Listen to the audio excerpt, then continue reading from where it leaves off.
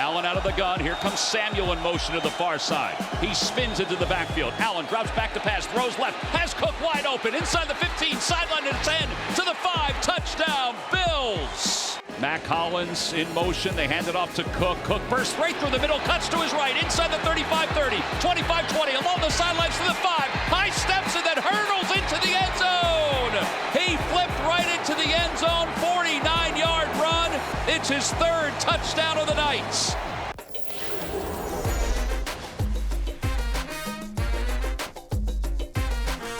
Fantasy Football Happy Hour with Matthew Berry, served by Applebee's.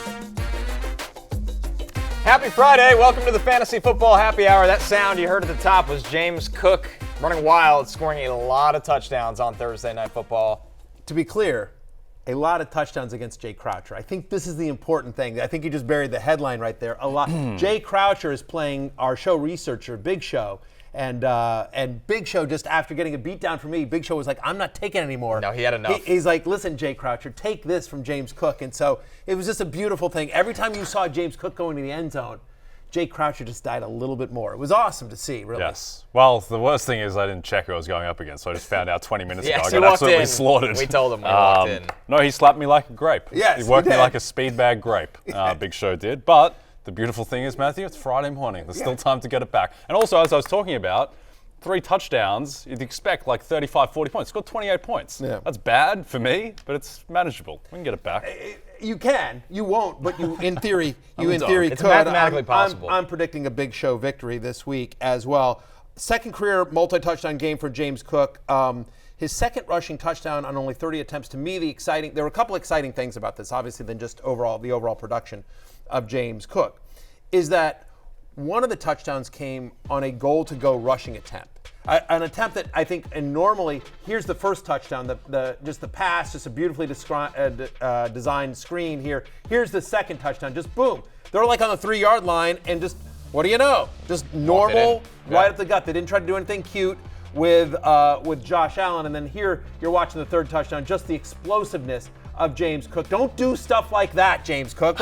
We don't get hurt diving into the end zone and flipping over, but you see the numbers there. Just 78 total rushing yards on just 11 attempts. The one reception, that resulted in a touchdown, ultimately 28.5 fantasy points against Jay Croucher and everyone else that faced him. Since Joe Brady took over in Week 11 of last season, he's been the 9th best running back in fantasy. This is one of the reasons why he was on the preseason love list. It's one of the reasons why he's been on the love list. Great game from James Cook. We'll talk about the implications to my guy Josh Allen, but I think this is a fantastic game for James Cook. James Cook drinks free. Why he drinks free. He drinks free.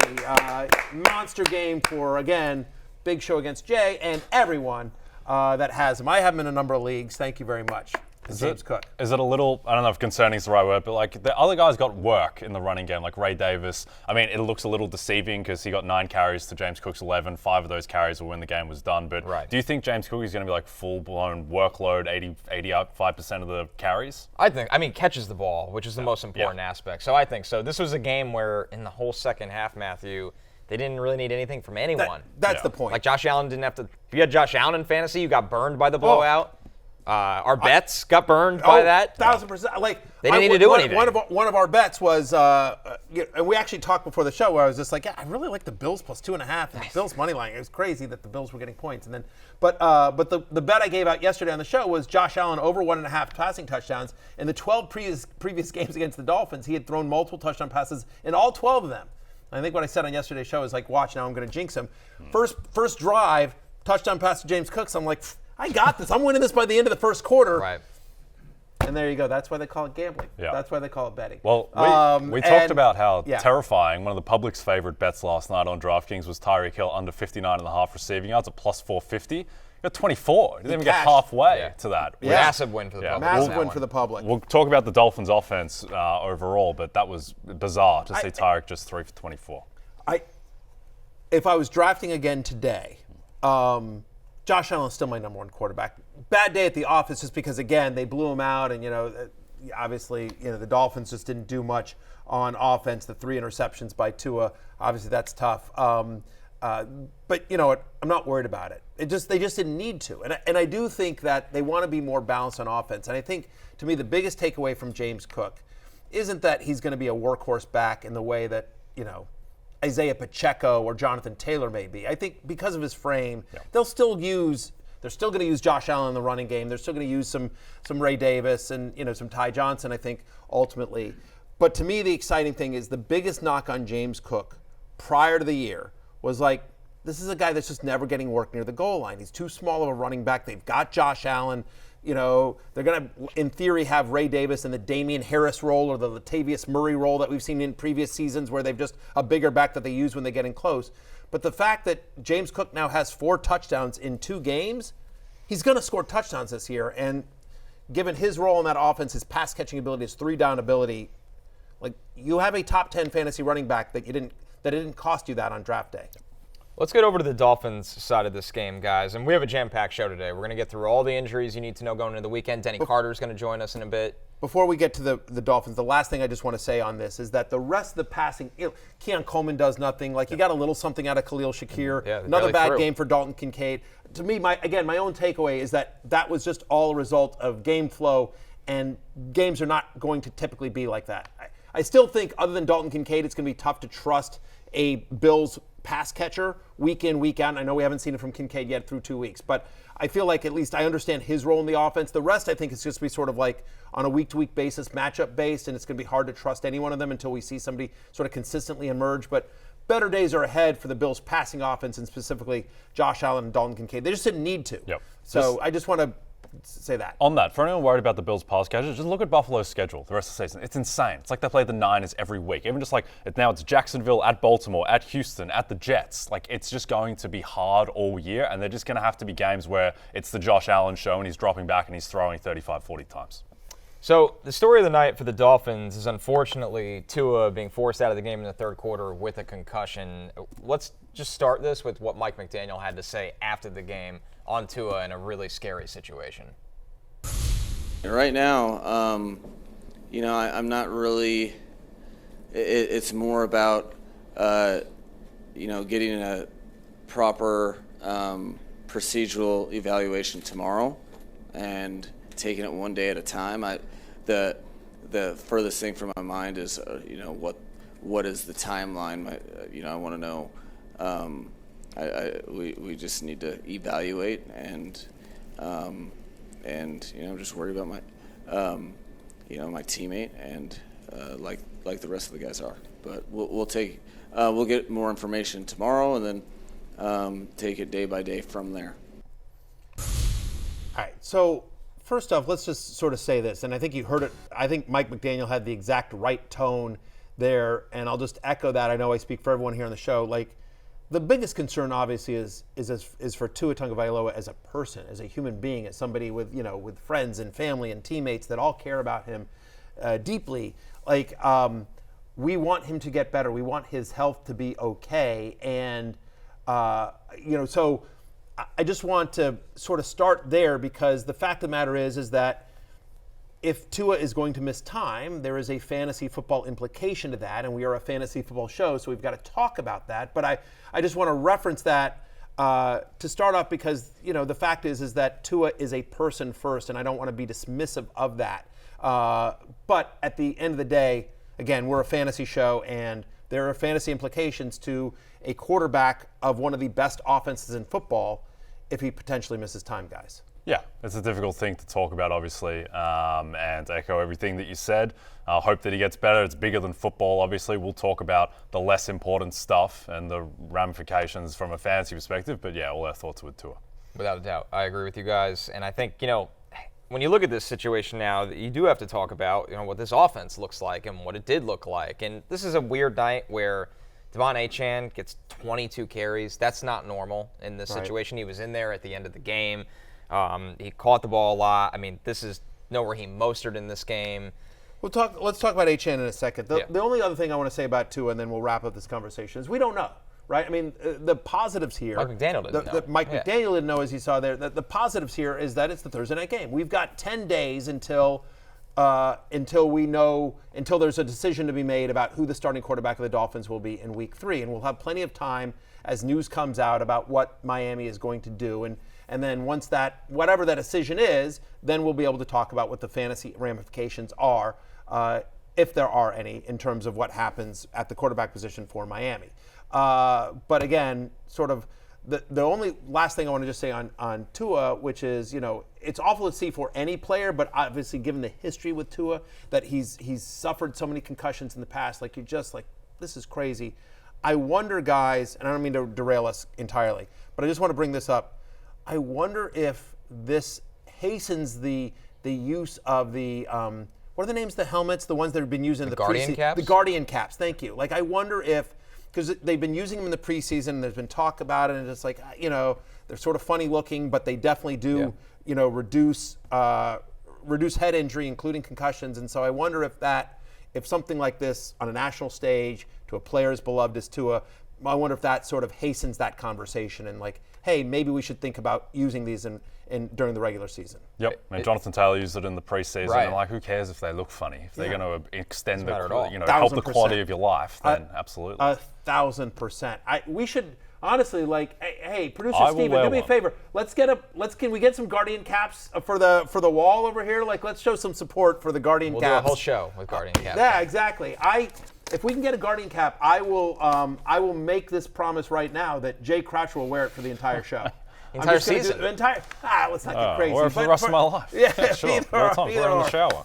Listen, you got 3 young kids jumping all over you. Sure. We need to protect you. Could help you. All right, Devaughn Achane, who was quote unquote a game time decision coming into this game. Mostert had been ruled out. Achane was legitimately listed as questionable. We're going to test him out pregame. Winds up with 29 touches, a career high. Just a monster game, over 150 total yards. He does get the 1 touchdown for the Dolphins. He plays 63% of the snaps. It's the second highest of his career. Also almost a 20% target share. He's second highest on the team here. 7 receptions in both of his games this year. The fact that he's being used in the passing attack, I think is, if you were drafting today, guys, Devaughn Achane is a first-round pick, given this usage. Yeah, because, you can't predict when, unfortunately, Raheem Mostert will go down and how it'll ultimately kind of tailor the offense. They clearly don't think Jalen Wright is ready for that kind of split. Jeff Wilson, they don't give the ball to a ton. He plays some special teams. So if you knew he was going to catch the ball like this, I think that's the difference, because the kind of rushing yards he can give you, Jay. That's obviously a totally different factor into his fantasy production. And the idea that, by the way, that he was, to your point, Connor, you said this earlier, this is a blowout. Yeah. This was not a close game at take him all, out of the game. and they didn't take him out of the game. That's the best. That's not good, by the way. No, that's very it's terrible. It's indefensible. But from fantasy value perspective, that's the best indicator for Achane, is that when he's coming into a game with an injury question mark and they're down by 21 points, they're still running him repeatedly. So they didn't need to keep him. They didn't feel compelled to keep him in cotton wool. It reminded me of this game 2 years ago when Josh Jacobs was questionable with hamstring tightness against the Seahawks, and then he went 33 for 229 and he walked it off in overtime with a 70-yard touchdown that no one in America saw because the broadcast feed cut out. But it reminded me of that. It's this guy's really hurt. 22 carries with Devaughn Achane. But no, he looked.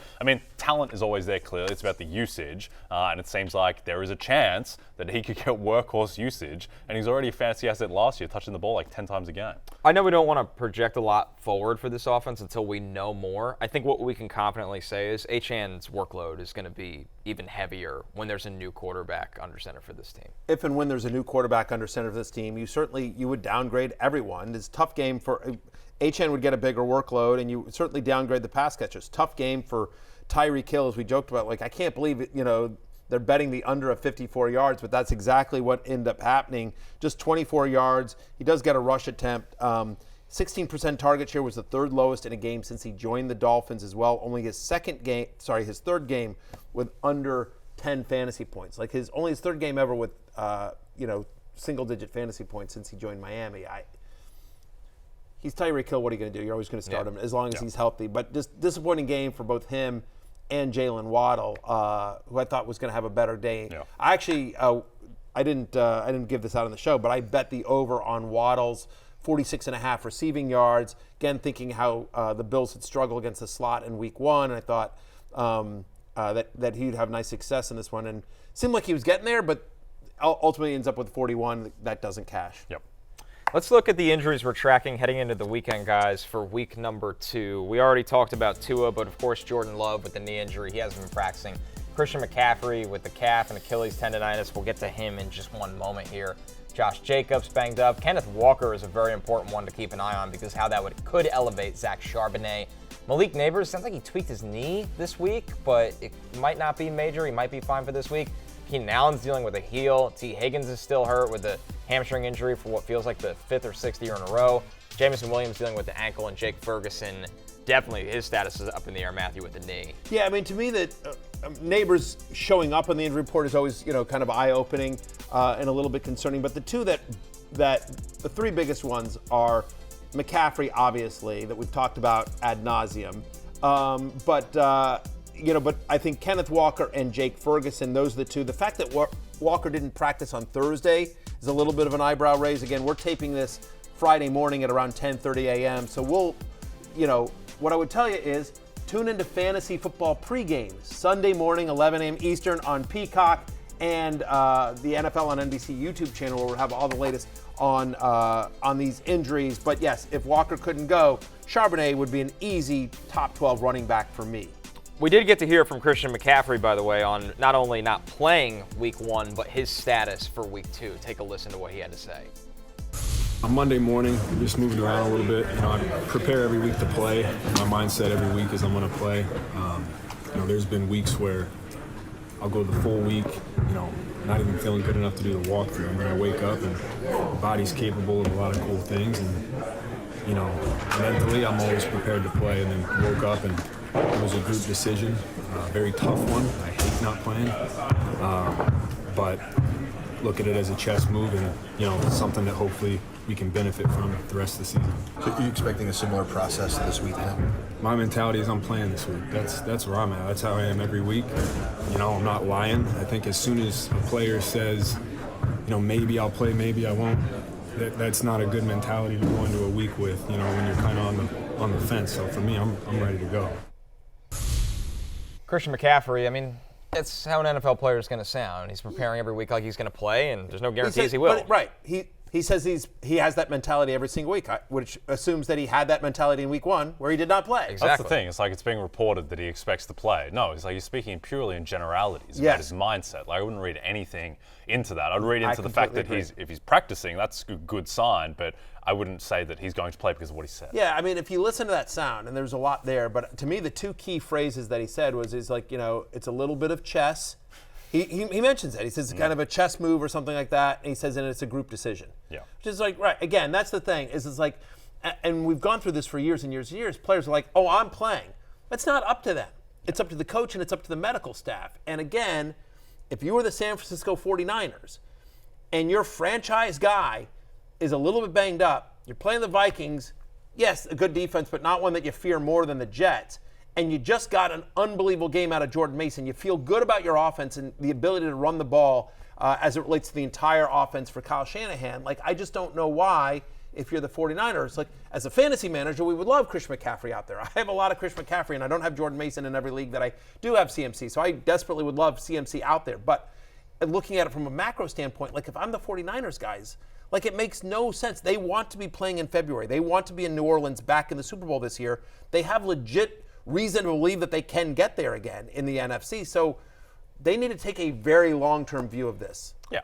This team's plus 500 to win the Super Bowl. Like, they're going to play the Vikings on the road. They're 6-point favorites anyway. The difference between a maybe slightly undercooked McCaffrey versus Jordan Mason, like, there doesn't seem to be any reason to play McCaffrey unless he's 100%. No, honestly, another thing I'll take away from that is that he wants it known, like, I could play through this. But like you said, Matthew, this is all about the long game for the Niners. They don't care about stats and blowouts in September. No. But they've come up short multiple times now when it matters the most, and that's what they're thinking about. And like you said, it's not like they have no one behind him. Jordan Mason had a great game against the Jets. If they had lost the Jets, if Mason had looked terrible, the urgency changes. Then the urgency changes. But they're 1-0, and they're playing a Vikings team that so far we don't know anything about. The Vikings beat up on the Giants. Okay, fine. Who cares? Like, everyone other than probably my Commanders on Sunday will beat up on the Giants. Like, whatever, you know. We'll see. There's a chance. I like the Giants, though. I bet. I'm sure. My Commanders at 10, we're terrible. Whatever. It's fine. It's fine. It's fine.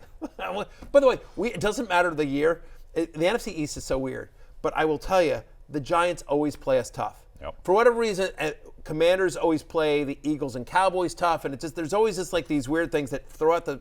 Anyway, there have been many years where the Commanders have, or and other previous names of the team, they've been really good, and the Giants have been crappy, and then the Giants come in and just beat the crap out of us. Like it's one of those things. Games, we always struggle with the Giants. Let's revisit Kenneth Walker real quick. I know we kind of breezed through that, Matthew. He wasn't at Seahawks practice Thursday. He's not practicing. You said Charbonnet would be a top 12-ish play if Kenneth Walker doesn't go? Yeah, I mean, look, they're on the road at New England, which you don't love. But the fact is that I think he would get the majority of the work.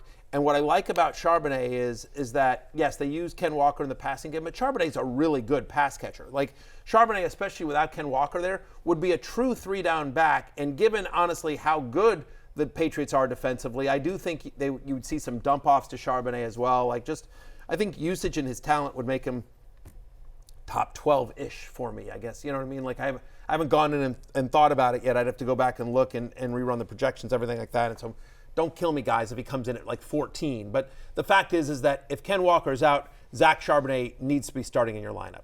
Yep. And even if it's a tough matchup. The Patriots have a great defense, but like it's not always just about the quality of the defense. It's just about how much you have the ball. Like Jacoby Brissett presumably is not going to be like managing drives and taking 40 minutes time of possession. Like even if it's ugly, even if it's 3.9 yards per carry for Charbonnet, he will still get work and he still should be in scoring position just through volume alone. Yeah, and I wouldn't overthink it with the matchup either, right? They have a good defense. Christian Barmore is not there right now. They trade match down. Keon White looks really good. Christian Gonzalez looks really good, but he'd be able to get his in that game.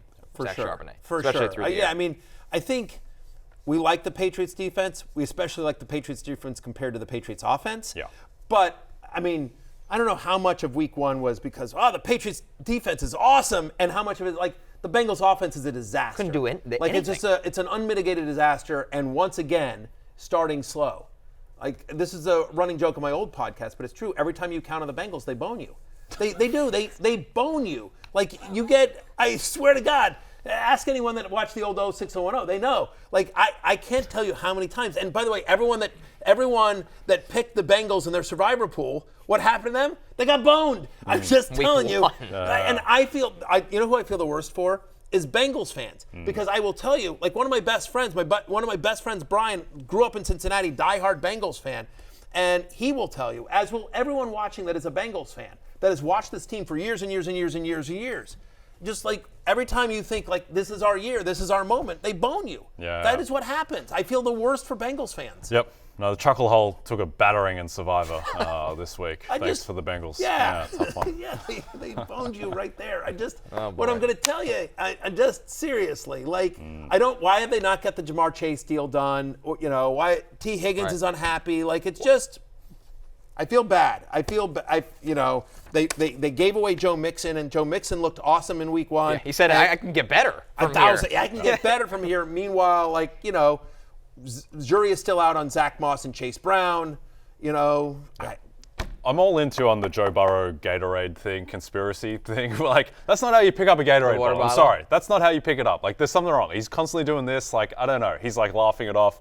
Didn't look great, combined with the fact that it didn't look good at all when he's actually throwing the football. So, yeah, some concerns. They'll figure it out. There's too much talent to figure it out, but it could be. Joe Burrow's one of the best quarterbacks in the NFL. And, by the way, proud Fantasy Life investor. I got to mention that. But, like, he can't do it alone.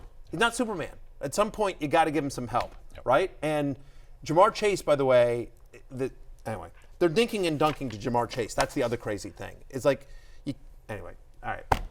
Is it time for Denny? It is. Denny. But before we do, we got to play his theme, his music. Okay. Yeah. But Denny, what is the first thing we just wish we had known this summer that someone had told us that would have maybe been useful to know setting our lineups? Pat, it would have been great, I think, just in my own personal opinion, I think it would have been great to know that Kyler Murray had no idea who Marvin Harrison Jr. is. Kyler said after the week one game where I believe Marvin Harrison saw 3 targets on the day, caught 1 ball for 4 yards. Kyler said, this is our first time playing together, which, that's news.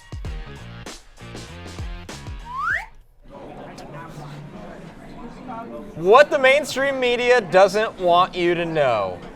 Yes, that is our segment right now. As we welcome on Denny Carter. I like that. That was good. Really well done. Yeah, really we bring well out done. we bring out the high budget stuff for Denny. Yeah, as rightfully as so. we should. Hello, Denny. How are you? Hey guys. Hey, I'm happy to have that intro, and you know what? I am here to tell you what the media will not tell you during the week. We're gonna review it all on Fridays throughout the season.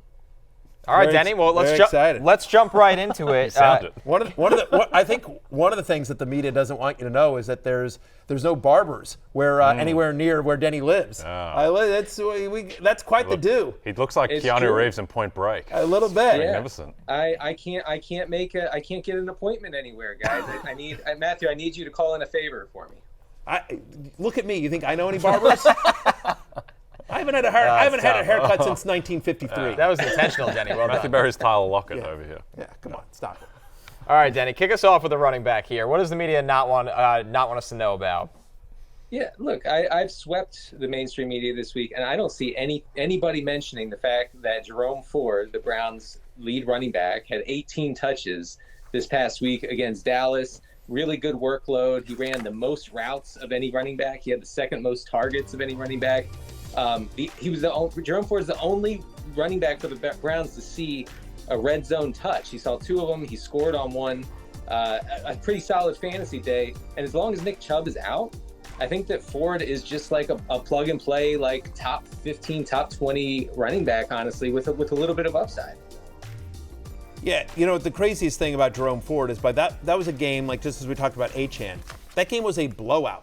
That game, I mean, there was no business, especially given the lack of depth in the running back room for the Browns. There was no business that Jerome Ford had being in that game, but he was. Right. And then he got the goal line carry and he converted. And by the way, that touchdown, along with the fact that, you know, Christian Kirk, Drake London, Mark Andrews, and Jackson Smith and Jigba did nothing is what killed me in my guillotine league. I'm still bitter. But Denny's absolutely right. No one is talking about Jerome Ford. Just massive usage, 100% of the team's red zone and goal line rushing attempts. He had a 17% target share as well. 18 touches in a tough matchup. And again, seems to be matchup and score agnostic because they kept using him. Because I guess maybe their other option is maybe Stefanski's like, hang on, let me look at the playbook. All right, if we take Ford out, we got to let Watson throw it. Yeah, exactly. Keep him in. For the love of God. Yeah, no, he's game script independent, which is really nice, and something that you can only say for, I don't know, like 8 running backs in the whole NFL. It's a pretty nice gig he has. Yep. Denny, Greg Dortch, who is a kind of cigarette smoking man from the X-Files type of character on our show, we constantly bring up Greg Dortch. What is the mainstream media not telling us about the human Dortch? Yeah, exactly. Yeah, right. I mean, look, Mulder and Scully would tell you about Greg Dortch. Okay, that's my opinion of the X-Files. Look, Greg Dortch, 28% target share in Week 1. Cardinals had the 8th most dropbacks in that game against the Bills or on the week. And, you know, he's playing in a game here where the Rams and the Cardinals have the second highest game total of Week 2 at 48.5. I think this shapes up as a back-and-forth affair. And look, with Marvin Harrison not really knowing the offense or like not really knowing Kyler Murray, like we talked about on Galaxy Brains, me and Pat Doherty, maybe Greg Dortch right now, honestly, is the wide receiver one. The media won't tell you this. Yeah, I don't know why the mainstream media continues to hide Greg Dortch and won't talk about him, but we are on this show. We love the human Dortch. You mentioned 8 targets in week number 1. He's had 9 career games now where he's had at least 7 targets, and he averages 14.3 fantasy points per game. Now, some slight concerns. Not a lot of touchdown equity, obviously. He's a smaller guy. He's used in the slot. He's kind of more of a PPR cheat code. Played only 66%. He had only a 66% route participation in week 1. Shout out to Dwayne McFarland and the utilization report on fantasylife.com. But he was targeted on 31% of his routes, which was team high. Like, when he was out there, Kyler Murray was looking for him, and given the struggles of that line, it sort of makes sense that, like, he's kind of looking for this safety valve because Dortch runs a lot of his routes near the line of scrimmage. So, listen, I like the call, and I do think he's an interesting wide receiver 3 sleeper this week in PPR leagues. Honestly, and Kyler can't stop talking about Greg Dortch. He talked about him all summer, all throughout August, throughout training camp. And, people just didn't want to listen. But I know you guys were listening. I was listening. I throughout the preseason, I made a couple of different guys where I said, listen, at some point this season, Greg Dortch is going to be a thing. Luke McCaffrey is another one that I keep telling you. At some point this season, Luke McCaffrey is going to be a thing, and Greg Dortch is going to be a thing. Also, Josh Allen. At some point, Josh Allen will be a thing. Mark that name down, too. Denny, one backfield the mainstream media refuses to talk about, and we can actually agree with, is the Raiders. But is there something untapped in this group? There is, and it's not pretty. I'm not going to paint like a gorgeous picture of how Alexander Mattison can or will be used this week against the Ravens. But we know this, that you talk about game script independence. Zamir White does not have that, okay? Zamir White is going to be very, very sensitive to game script. You're hoping that the Raiders get ahead in games and then they can feed him and be run heavy like the team wants to be. But really, they're not going to be able to do that because here's the thing about the Raiders, they stink, okay? And I think that mainstream media actually will tell you that. Mattison last week, second most running back targets in week 1, sixth most running back receiving yards, 43. I know it's nothing to write home about. But he ran 24 routes to only 10 routes for Zamir White. So we know that if the Raiders fall behind the Ravens, and here's a clue, just real quick, the Raiders will fall behind the Ravens this week. It's going to be the Mattison show. It's going to be a bunch of checkdowns. I also have a fancy stat for you guys. Gardner Minshew, 15 pass attempts behind the line of scrimmage in week 1. We have a scam on our hands, and his name is Alexander Mattison. We love it. Yeah, no, I think that makes sense. And also now we have 2 years of back-to-back evidence that coaches inexplicably love Alexander Mattison in the NFL despite a seemingly complete lack of ceiling for production. So that helps Alexander Mattison's case. Like a floor. Exactly. And then the other thing too is that you come in with the ideas that certain guys are entrenched as being the guy, but they don't have the pedigree and they've never done it before. So why is Zamir White entrenched as a workhorse back? Why is Javonte Williams entrenched as a workhorse back? These are the situations that can create variance. One thing the mainstream media definitely will not talk about, and this one you sort of get it, is the Broncos passing attack. I think they saw it and they said, no one's going to be interested in this. But is there potentially some fantasy value there, Denny? Absolutely. The mainstream press won't talk about the Broncos passing attack, so we at NBC Sports, we're going to do it. Okay, we refuse to be silenced. Devaughn, Vele, who is a guy I know about now because he saw 8 targets in week 1. He caught all 8. Primarily from the slot, okay? He played a good number of the snaps. Not he wasn't an every down player, but was targeted on 30% of his routes, which is kind of crazy. Second only to Courtland Sutton in that offense. And the Broncos were crazy pass heavy. I don't know if that's the plan going forward, guys, but they were very pass heavy in week 1. And the Broncos are underdogs this week to the Steelers. It's kind of an ugly matchup. But we could be talking about a high volume offense as far as plays go. So Vele could just get there based on volume. It's not going to be pretty. Again, like Mattison, not going to be pretty. But the mainstream media needs to really check in on Vele because I think he's going to be a thing. Yeah, Denny, I'm with you on this. And listen, 51 dropbacks for Bo Nix is absolutely insane. But the reality is this team might be bad enough that I'm not going to say 51 dropbacks is sustainable, but being a pass-heavy team is. And when you look at Vele, he's somebody that they want him to be a power slot. He played over 80% of his snaps week 1 in the slot. He's 6'4", so he doesn't look like your traditional slot, but he's a good route runner. A little bit of different story. A 7th-round pick because he was a 26-year-old rookie out of Utah, went on a church mission, so missed some of those years, started college late in 2019 as a walk-on. So I think they might have found something. Listen, is it going to be pretty? No, but is he going to get 5 or 6 targets in a pass offense that has nothing? There's a good chance. I think, and what you're also telling me here is God loves him. Absolutely. When you take 2 years off from the NFL to do a church mission, I mean, God loves you. God's going to make sure the ball finds you. That's analytics. That's analytics, right? There. The numbers are telling us that. Yeah, you can't argue with that. The mainstream media definitely won't talk about that. Now, average depth of target of literally 2.1. I mean, it was all dink and dunk, but still. Welcome to the Bo Nix experience. Right, but the other, and I've mentioned this many times before. I'm in a crazy deep dynasty league with a bunch of people in the fantasy football industry. 12-team league, 33-man rosters, 3-man IR. So it is anyone with a pulse is taken. But for whatever it's worth, we have a $1,000 fab. And Vele went for $1,000 this week in waivers. Somebody bid their entire budget. I don't know if I'll advise that, but. I mean, right. Yeah. I put in a $150 bid. Right. And I was just yeah, sure. Well, anyway, but so just there are some believers out there, Denny, and now that the mainstream media now that we're shining a light on the mainstream media's ignorance of the passing attack in Denver, maybe his profile will rise. It's about time. And by the way, it's a check down league, guys, as you saw in week 1. So guys like this are going to be involved whether we like it or not. Like there's no more deep ball except for if you're Anthony Richardson, you can throw the ball 70 yards from your knees. Beyond that, it's just check downs all day, especially from Bo Nix. Yeah, we also from Bo Nix. We need the mainstream media to give us consensus on how to say this guy's name. Between Vele, importer, exporter, Art Vanderlei. There's a lot of confusing names around. I'm going with Vele for now. The only thing there is no confusion about, once again, Denny Carter, you crushed it. We will all follow you on Twitter at CDCarter13. That is the real account. There's many parody accounts of Denny, but the real one is at CDCarter13. Don't be fooled. Don't be fooled. Go get a haircut, my friend, and keep it growing. Yeah, keep it growing. Anyway, yeah, I'm just jealous because I can't grow hair. Obviously, you can. Like, you just wake up in the morning and you have this luxurious full head of hair, and I'm jealous. Yeah, a lot going on. But thanks, Denny. We'll see you next week, brother. Thank you, Denny. All right, man. Bye. Dominate this NFL season with a Fantasy Life Plus subscription. Get weekly rankings, start sit advice, DFS analysis, and betting tools. Use promo code SEASON20 for 20% off. Go to fantasylife.com/rotoworld to learn more. Maybe even a hotline to Jay Croucher. We're taking our first break. We give out Jay Croucher's personal cell phone. When you a tier 2 subscription gets you Jay's personal cell phone. I answer every call too. Yes. No time limit. I'll stay on the phone with you for 8 hours. We're taking our first break. When we're back, we preview some of the biggest games of week 2. What's on tap? Coming right up.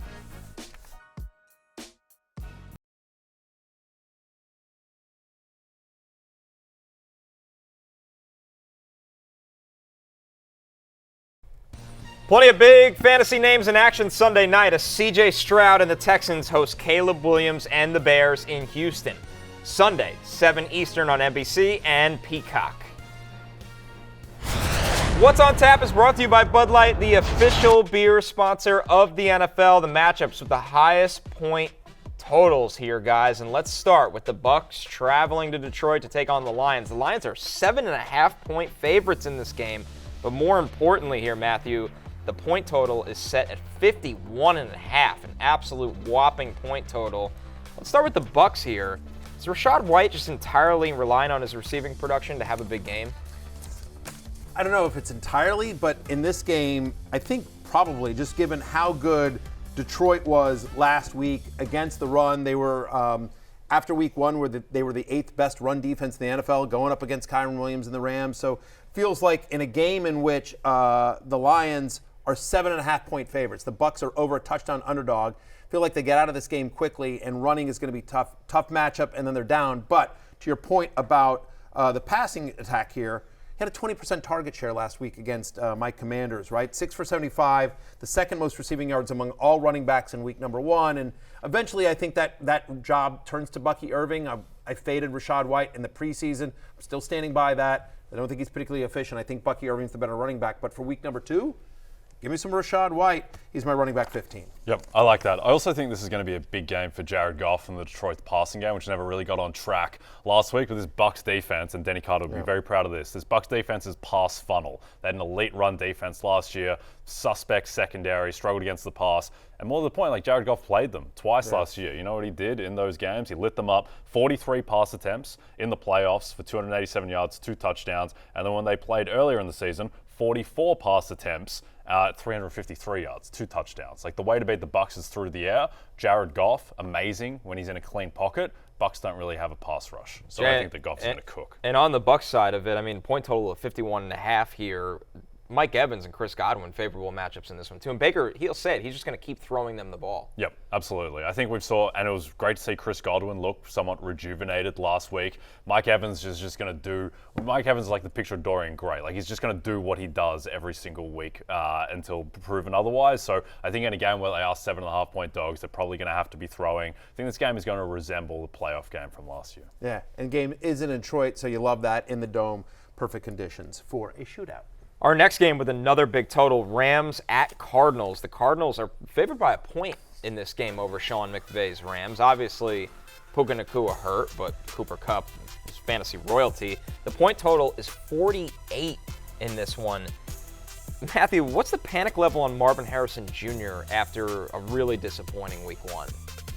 I think you've got to be a little bit panicked. I'm not ready to because of how he looked. Just how he looked. Now again, you know, I think a lot has been made of he was wide open and Kyler didn't see him. The fact is if you go back and you watch the All-22, Kyler was A, under pressure, and B, he just moved through his progressions already by the time that, you know, Harrison was open. So it looked a lot worse than it actually was. Yeah. I know also, it was a blown coverage as well. It's not like he beat his man. It was wide open. It was just like they miscommunication. Well, that's the thing. A tweet that's been sort of going around and making the rounds is talking about like his speed, right? I think that, and I forget who put this out there, so I apologize. I believe Next Gen Stats. Next Gen Stats, okay. He had a max speed of 16.7 miles per hour, which was 1,699th out of 1,730 wide receivers. This is from Seth Walder right Seth here. Walder as well. My old colleague at ESPN, Seth, does great work.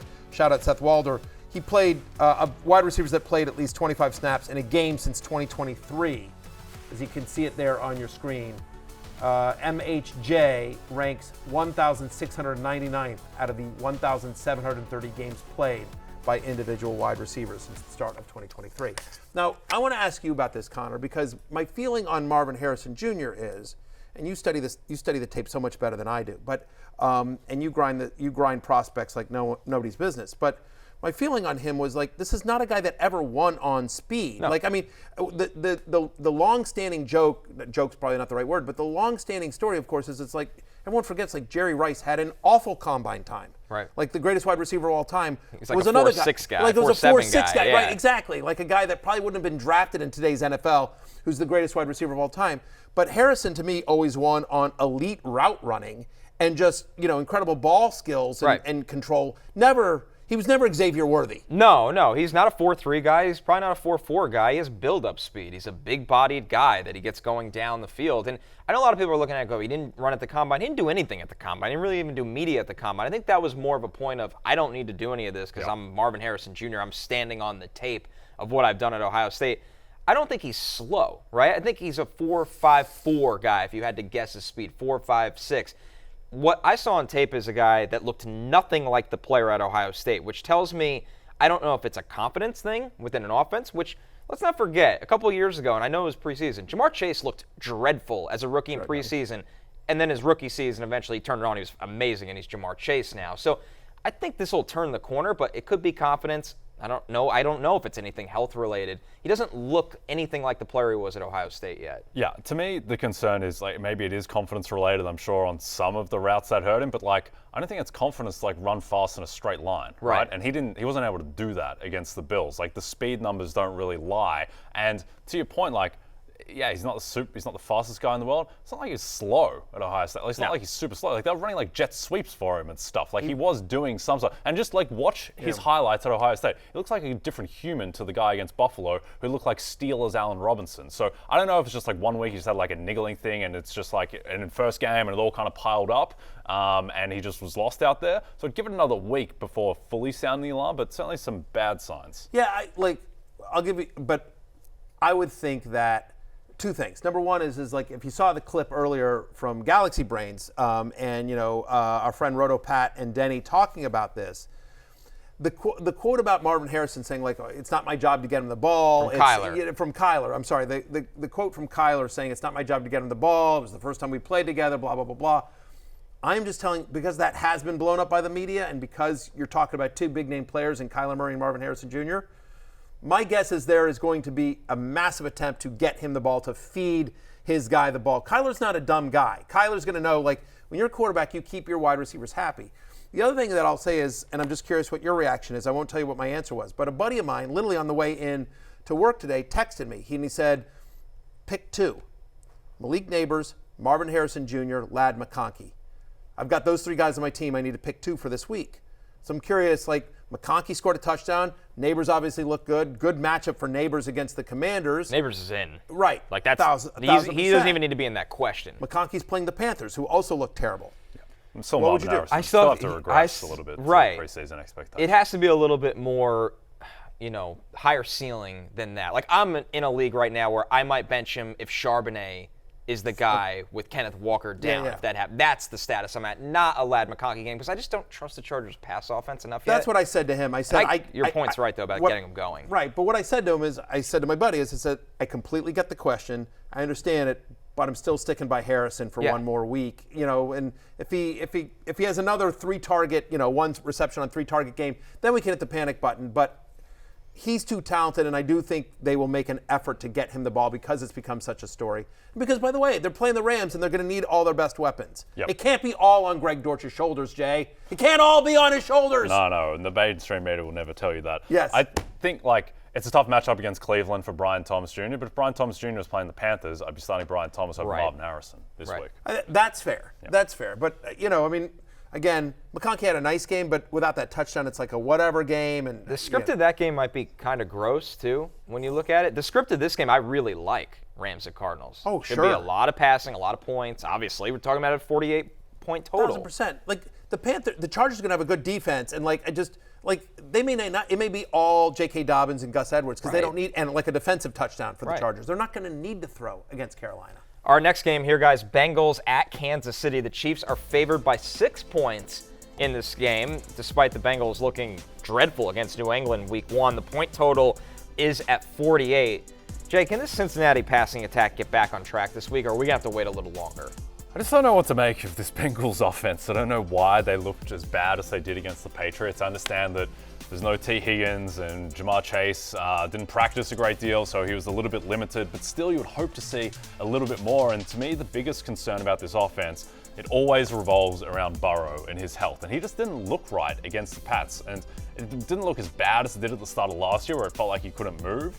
And he was able to do a little bit, but still this offense, it just didn't seem like it was clicking overall. And now they get a really tough Chiefs defense. And we saw what the Chiefs did to Lamar Jackson, particularly in the first half where Lamar Jackson had an ADOT of 2 yards. So a bit concerned about Burrow. I have 4 quarterbacks in the League of Ourselves where I have Joe Burrow, Sam Darnold, Baker Mayfield, and Justin Fields. Yeah. I'm starting Justin Fields over Joe Burrow at this point. And then I think I'm probably going to lean Burrow over Mayfield and Darnold, but it's close, which is a concern given I took him in the second round. It absolutely is a concern. And by the way, Fields is a top 10 play this week. I have Joe Burrow at QB 12.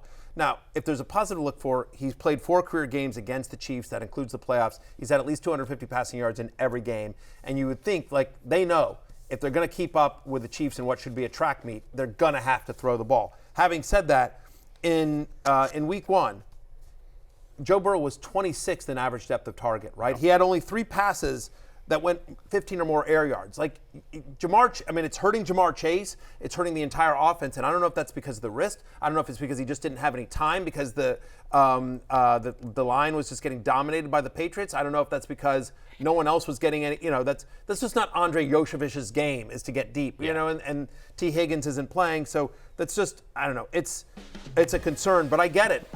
Joe Burrow is a shaky low-end QB1 this week, and I get the concern.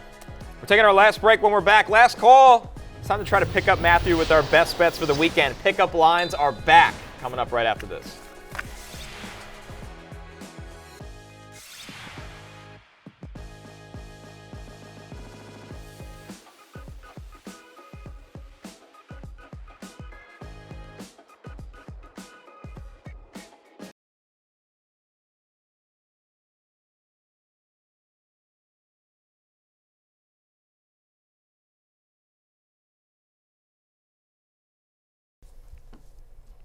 DraftKings Sportsbook is the #1 place to bet touchdowns, and new customers can bet $5 and get $250 in bonus bets instantly, plus get 1 month of NFL Plus Premium. Download the app and use promo code Barry when you sign up. DraftKings Sportsbook, the crown is yours. It is time for last call and the return of pickup lines. Jay and I bring out our best bets of the weekend. Matthew decides who he's going home with, which one he likes. Jay, kick us off here. It's like it's closing time. I've got beer goggles. Yeah, I'm a little vision's a little blurry. Yeah. So take your best shot. Nothing I love more than when you explain the concept of the segment, Matthew. It's one of my all-time favorites. Okay, I want you to take a walk down the rabbit hole with me, Matthew, as opposed to the chuckle hole. Do not walk down that with me. Definitely the rabbit not. hole. let's take a walk down. And what if the New Orleans Saints are just good? Because last year, they had a top 5 defense in the NFL, and now this year, the whole knock on the Saints was that their offensive line might be the worst in football. If they have a good offensive line, then you would have Derek Carr in a clean pocket, throwing to Chris Olave, Rashid Shaheed, Alvin Kamara, Taysom Hill, Denny's man, Jawan Johnson. There are pieces there, and I think there are reasons to believe that the offensive line might actually be better than we think because they have 3 young guys in Fuaga, Penning, Ruiz, all first-round picks. All were great in week 1. What if they're all just good? What if they all just made leaps forward and the Saints actually have a good offense and a great defense and they're just the best team in the NFC South and they're getting 6.5 points against the Dallas Cowboys? Why? Why are they so much worse than the Dallas Cowboys, who were 2.5-point dogs to Cleveland last week? I learned nothing about Dallas in that game. I learned that Deshaun Watson's bad at football. That's what I learned in that game. Dallas' offense didn't look great going against the Browns. I just think it's an overreaction. I think the Saints might be good. So the line is floating between 6.5, like both of those numbers. Give me the New Orleans Saints. I like it. Talisa Fuaga, quietly one of the best rookies in week 1. He'll be a big piece for that offensive line. All right, Matthew, you know I like to cheat during this one. How about a Commanders prop for you? Brian Robinson, over 68.5 rushing and receiving yards. Jaden Daniels wants to throw to his running backs. Cliff Kingsbury wants him to throw to his running backs. Brian Robinson looked great as a receiving back week 1. He also looked great as a runner. You know what defense did not look so good against Sam Darnold? The New York Giants defense. And yes, Dexter Lawrence is one of the best defensive players across the entire NFL. But Brian Robinson doesn't just have to be an A-gap runner anymore. You can get him working outside. You could throw him the ball. 68.5 rushing and receiving yards for a guy that looks like a workhorse back and a rookie quarterback where there's going to be a lot of offense in this game. I think he gets over this number. I really like both those bets, actually. I like the premise, by the way, of the Saints actually might be good. I think there's a decent chance that you're right here. But yes, I mean, Connor, come on. The other thing here is that here's the thing is that the line in the game is it's a 1.5. The Commanders are favored by 1.5. Like the Lions move down to 1.5. It's going to be a close game. My point is, it's not going to get blown out where you all of a sudden you have to do nothing but Eckler. So listen. Shocker. The man played to my playing the hits. The game is the game. The game is the game. Don't hate the game. Fun. Hate the player. It is what it is. I said Steven in Texas this morning. I said tired. Coming up with a good prop for pickup lines. Wired Commanders. Give me the over on Brian Robinson, 68.5 total yards because he had almost a 70% target share last week. He was great. Yeah, exactly. Looked awesome. But I do like both bets. I will say that I do like both bets. But I'm going home with Connor. Okay. But keep your phone on because you might at like midnight or something I might be like, you up? Oh boy! All right, do we want to hit Hollywood Brown? Yeah, quick bit of news. Per Jordan Schultz, Hollywood Brown put on IR shoulder surgery for him to get right. Things are looking good maybe for Xavier Worthy for a big stretch here without Hollywood Brown. Yeah, 1,000%. I mean, again, he's not somebody that we were counting on in the near future, but just a heads up here that you might he might not get that job back after 4 weeks, right? Because Xavier Worthy has looked ready for prime time. Hey, it's closing time. You don't have to go home, but you can't stay here. For Denny Carter, Jay Crouch, and Connor Rogers, I'm Matthew Berry. Don't let the Bengals bone you. We'll see you Sunday morning. Peace out.